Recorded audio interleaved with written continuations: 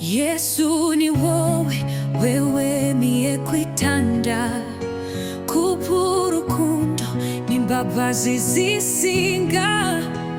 Abandi batanga ibitambo cy'igiciro, ariko wowe waraturinze upfira urw'agakiza. Warakoze, warakoze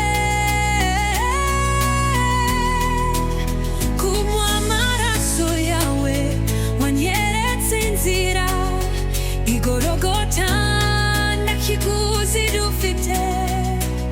Kumw'amaraso yawe waraducunguye. Inuma z'inzungu zitabura kuguruka, ariko twebwe twabonye ibyiringiro by'ukuri. Amaraso yawe niyo yadukijije icyaha, ibyo byose bituma tukubaha iteka. Warakoze, warakoze kuba amaraso yawe wanyeretse inzira igorogota, nta kiguzi dufite. Kuba amaraso yawe waraducunguye.